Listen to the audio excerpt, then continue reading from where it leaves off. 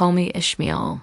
Some years ago, never mind how long, precisely having little or no money in my purse, and nothing particular to interest me on shore, I thought I would sail about a little and see the watery part of the world. It is a way I have of driving off the spleen and regulating the circulation. Whenever I find myself growing grim about the mouth, whenever it is a damp, drizzly November in my soul, whenever I find myself involuntarily pausing before coffin warehouses and bringing up the rear of every funeral I meet, and especially whenever my hypos get such an upper hand of me that it requires a strong moral principle to prevent me from deliberately stepping into the street and methodically knocking people's hats off, then I account it high time to get to sea as soon as I can. This is my substitute for pistol and ball. With a philosophical flourish, Cato throws himself upon his sword. I quietly take to the ship. There is nothing surprising in this. If they but knew it, almost all men in their degree, sometime or other, cherish very nearly the same feelings towards the ocean with me. There now is your insular city of the Manhattoes, belted round by wharves as Indian Isles by coral reefs commerce surrounds it with her surf. Right and left, the streets take you waterward. Its extreme downtown is the Battery, where that noble mole is washed by waves and cooled by breezes, which a few hours previous were out of sight of land. Look at the crowds of water gazers there. Circumambulate the city of a dreamy Sabbath afternoon. Go from Corlears, Hook to Coenties Slip, and from thence, by Whitehall, northward. What do you see? Posted like silent sentinels all around the town, stand thousands upon thousands of mortal men fixed in ocean reveries. Some leaning against the spiles, some seated upon the pier heads, some looking over the bulwarks of ships from China, some high aloft in the rigging as if striving to get a still better seaward peep, but these are all landsmen, of weekdays pent up in laugh and plaster tied to counters, nailed to benches, clenched to desks. How then is this? Are the green fields gone? What do they hear? But look, here come more crowds, pacing straight for the water and seemingly bound for a dive. Strange, nothing will content them but the extremest limit of the land. Loitering under the shady lee of yonder warehouses will not suffice. No, they must get just as nigh the water as they possibly can without falling in. And there they stand miles of them leagues. Inlanders all, they come from lanes and alleys, streets and avenues, north, east, south, and west. Yet here they all unite. Tell me, does the magnetic virtue of the needles of the compasses of all those ships attract them thither? Once more, say you are in the country, in some high land of lakes. Take almost any path you please, and 10 to 1 it carries you down in a dale, and leaves you there by a pool in the stream. There is magic in it. Let the most absent-minded of men be plunged in his deepest reveries. Stand that man on his legs, set his feet a-going, and he will infallibly lead you to water, if water there be in all that region. Should you ever be athirst in the great American desert, try this experiment if your caravan happen to be supplied with a metaphysical professor.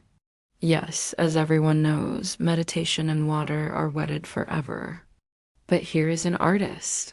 He desires to paint you the dreamiest, shadiest, quietest, most enchanting bit of romantic landscape in all the valley of the Seco.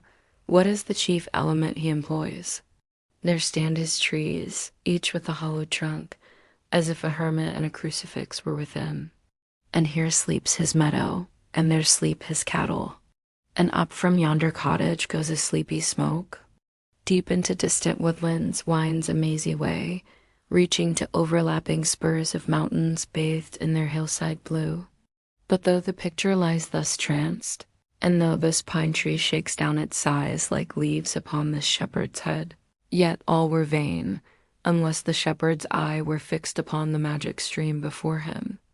Go visit the prairies in June, when for scores on scores of miles you wade knee-deep among tiger lily. What is the one charm wanting? Water, there is not a drop of water there. Were Niagara but a cataract of sand, Would you travel your 1,000 miles to see it? Why did the poor poet of Tennessee, upon suddenly receiving 2 handfuls of silver, deliberate whether to buy him a coat, which he sadly needed, or invest his money in a pedestrian trip to Rockaway Beach? Why is almost every robust, healthy boy with a robust, healthy soul in him at some time or other crazy to go to sea? Why, upon your first voyage as a passenger, did you yourself feel such a mystical vibration when first told that you and your ship were now out of sight of land? Why did the old Persians hold the sea holy? Why did the Greeks give it a separate deity and own brother of Jove? Surely all this is not without meaning. And still deeper the meaning of that story of Narcissus, who, because he could not grasp the tormenting, mild image he saw in the fountain, plunged into it and was drowned. But that same image we ourselves see in all rivers and oceans. It is the image of the ungraspable phantom of life, and this is the key to it all. Now, when I say that I am in the habit of going to sea whenever I begin to grow hazy about the eyes, and begin to be overconscious of my lungs, I do not mean to have it inferred that I ever go to sea as a passenger.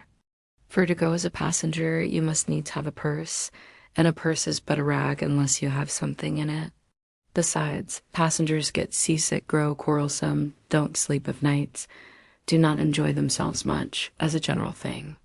No, I never go as a passenger, nor, though I am something of a salt, do I ever go to sea as a commodore, or a captain, or a cook. I abandon the glory and distinction of such offices to those who like them. For my part, I abominate all honorable, respectable toils, trials, and tribulations of every kind whatsoever. It is quite as much as I can do to take care of myself, without taking care of ships, barks, brigs, schooners, and what-not. And as for going as cook, though I confess there is considerable glory in that, a cook being the sort of officer on shipboard, yet somehow I never fancied broiling fowls. Though once broiled, judiciously buttered, and judgmatically salted and peppered, there is no one who will speak more respectfully, not to say reverentially, of a broiled fowl than I will. It is out of the idolatrous dotings of the old Egyptians upon broiled ibis and roasted river horse that you see the mummies of those creatures in their huge bakehouses, the pyramids.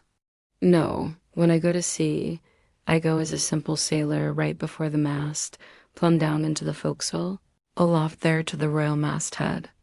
True, they rather order me about some, and make me jump from spar to spar, like a grasshopper in a May meadow. And at first this sort of thing is unpleasant enough. It touches one's sense of honor, particularly if you come of an old established family in the land, the Van Rensselaers, or Randolphs, or Hardicanutes. And more than all, if just previous to putting your hand into the tar pot, you have been lording it as a country schoolmaster, making the tallest boys stand in awe of you. The transition is a keen one, I assure you, from a schoolmaster to a sailor, and requires a strong decoction of Seneca and the Stoics to enable you to grin and bear it. But even this wears off in time. What of it if some old hunks of a sea captain orders me to get a broom and sweep down the decks? What does that indignity amount to, weighed, I mean, in the scales of the New Testament? Do you think the Archangel Gabriel thinks anything the less of me, because I promptly and respectfully obey that old hunks in that particular instance? Who ain't a slave? Tell me that. Well then, however the old sea captains may order me about, however they may thump and punch me about, I have the satisfaction of knowing that it is all right, that everybody else is one way or other served in much the same way, either in a physical or metaphysical point of view, that is. And so the universal thump is passed round, and all hands should rub each other's shoulder blades and be content. Again, I always go to sea as a sailor because they make a point of paying me for my trouble, whereas they never pay passengers a single penny that I ever heard of. On the contrary, passengers themselves must pay. And there's all the difference in the world between paying and being paid. The act of paying is perhaps the most uncomfortable infliction that the two orchard thieves entailed upon us. But being paid, what will compare with it? The urbane activity with which a man receives money is really marvelous, considering that we so earnestly believe money to be the root of all earthly ills, and that on no account can a moneyed man enter heaven. Ah, how cheerfully we consign ourselves to perdition. Finally, I always go to sea as a sailor, because of the wholesome exercise and pure air of the forecastle deck. For as in this world, headwinds are far more prevalent than winds from astern, that is, if you never violate the Pythagorean maxim, so for the most part the Commodore on the quarterdeck gets his atmosphere at second hand from the sailors on the forecastle. He thinks he breathes it first, but not so. In much the same way do the commonalty lead their leaders in many other things, at the same time that the leaders little suspect it. But wherefore it was that after having repeatedly smelt the sea as a merchant sailor, I should now take it into my head to go on a whaling voyage.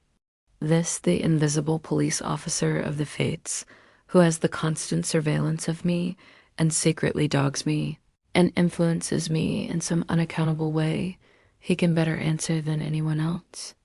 And doubtless my going on this whaling voyage formed part of the grand program of Providence that was drawn up a long time ago. It came in as a sort of brief interlude and solo between more extensive performances. I take it that this part of the bill must have run something like this: Grand contested election for the presidency of the United States. Whaling voyage by one Ishmael. Bloody battle in Afghanistan. Though I cannot tell why it was exactly that those stage managers, the fates, put me down for this shabby part of a whaling voyage, when others were set down for magnificent parts in high tragedies, and short and easy parts in genteel comedies, and jolly parts in farces, though I cannot tell why this was exactly. Yet, now that I recall all the circumstances, I think I can see a little into the springs and motives which, being cunningly presented to me under various disguises, induced me to set about performing the part I did, besides cajoling me into the delusion that it was a choice resulting from my own unbiased free will and discriminating judgment. Chief among these motives was the overwhelming idea of the great whale himself. Such a portentous and mysterious monster roused all my curiosity. Then the wild and distant seas where he rolled his island bulk, the undeliverable, nameless perils of the whale. These, with all the attending marvels of 1,000 Patagonian sights and sounds, helped to sway me to my wish. With other men, perhaps, such things would not have been inducements. But as for me, I am tormented with an everlasting itch for things remote. I love to sail forbidden seas and land on barbarous coasts. Not ignoring what is good, I am quick to perceive a horror, and could still be social with it, would they let me, since it is but well to be on friendly terms with all the inmates of the place one lodges in. By reason of these things, then, the whaling voyage was welcome. The great floodgates of the wonder world swung open, and in the wild conceits that swayed me to my purpose, two and two there floated into my inmost soul endless processions of the whale, and midmost of them all, one grand-hooded phantom like a snow hill in the air,